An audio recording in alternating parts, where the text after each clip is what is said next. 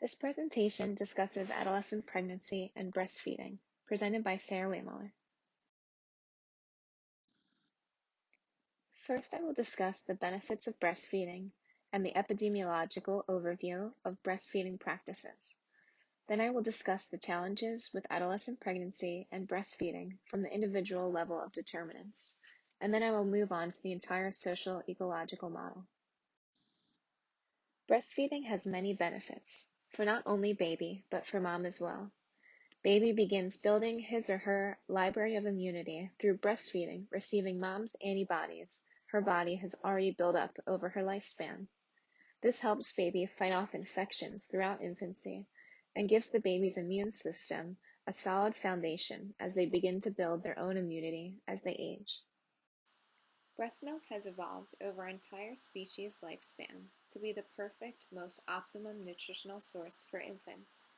It not only contains the most perfect concoction of nutrients, but will also change to meet the baby's needs through absorbing the infant's saliva into the nipple and breast tissue.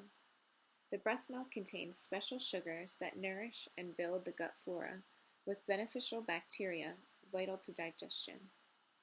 The actual process of breastfeeding from the mother's breast helps bond baby and mom through skin-on-skin contact and the communication of breast milk and saliva. Inappropriate feeding would be, for example, early introduction of solids, fruit juices, or cow's milk before the age of 6 months. Breastfeeding has been proven to put off this early introduction of solid or inappropriate food that can have a negative impact on the infant's early development.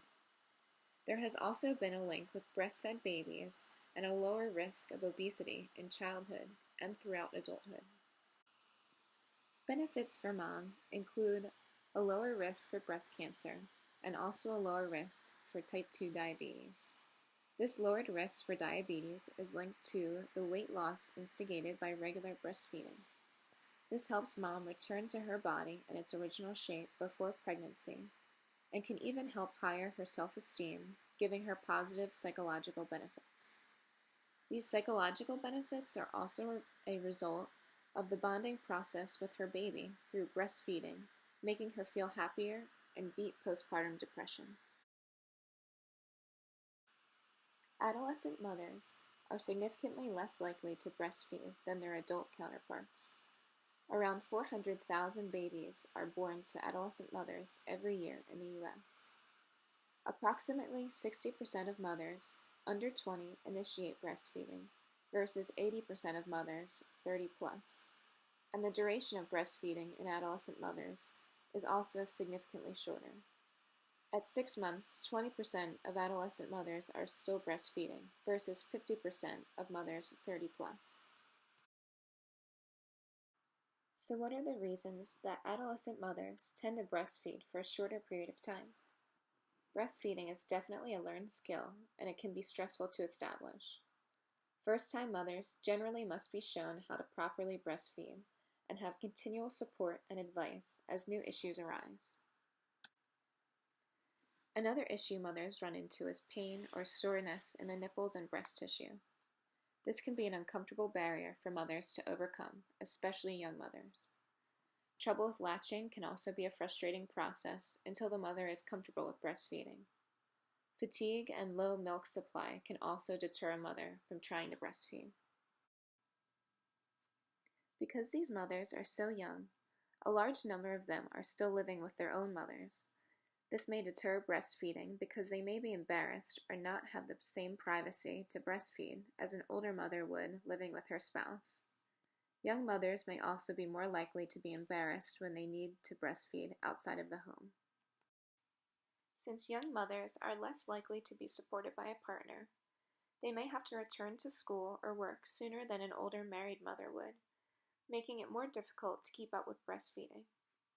Young mothers also have a lower education level, which is directly linked to decreased likelihood of breastfeeding. They may have a lower access to health resources, postnatal care, or parenting classes because this age group is not targeted by those types of interventions or advertisements. Young mothers are at higher risk for complications at birth, and having a premature infant or a cesarean section may make them less comfortable breastfeeding. This age group is also highly influenced by their peers, and they do not have the support because other friends are not parents themselves. Young mothers are also less likely to have the support from a partner to help them emotionally and physically with these challenges. Individual, social, and economic circumstances faced by teenage mothers can challenge successful starts for their children. These children are at high risk for accidental injury due to the mother's lower level of education. The child is also more likely to have educational, emotional, or behavioral problems, or also become teenage parents themselves. Breastfeeding has been shown to increase positive outcomes for the child on all of these levels. Individual level determinants for breastfeeding initiation and duration in adolescent mothers include self-efficacy, the emotional level, the mother's self-esteem, the mother's education, and this mental transitional stage from daughter to mother. Self-efficacy is defined as the confidence to perform a particular task and achieve desired outcomes.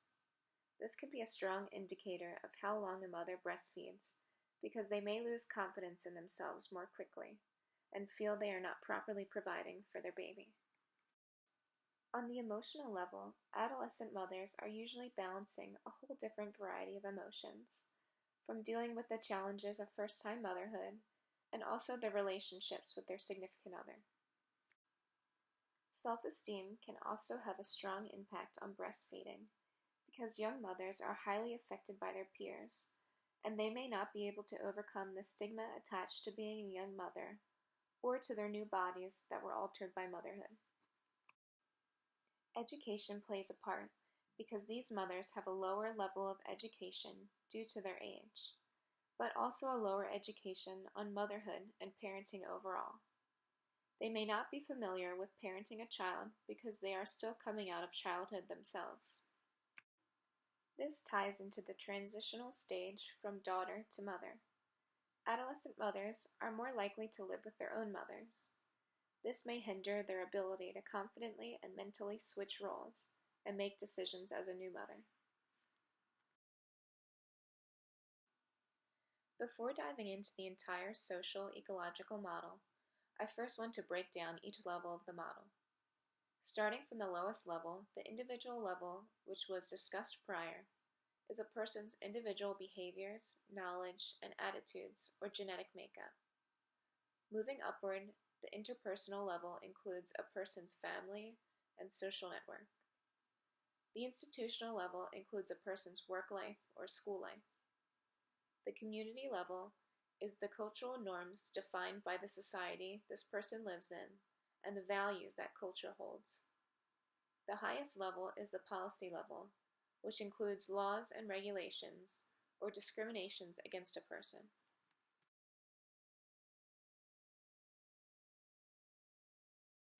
Breaking down the model for determinants that affect and hinder adolescent breastfeeding, the individual level encompasses the mother's education, self-esteem, and self-image, as discussed earlier. On the interpersonal level, determinants that affect adolescent breastfeeding are family support and living with her parents, peer influence, and relationship status. At this age, girls are very highly influenced by their immediate social network, which includes family, friends, and relationships. This is a highly influential level, and the more positive support a young mother has from this group, the better outcomes she will have with breastfeeding and motherhood overall.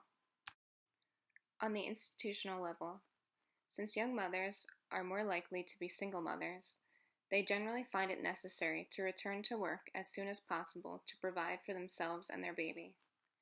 It can be difficult to keep up with breastfeeding when working because the baby is probably being looked after by a family member or friend, and the mother is not readily available to breastfeed throughout the day.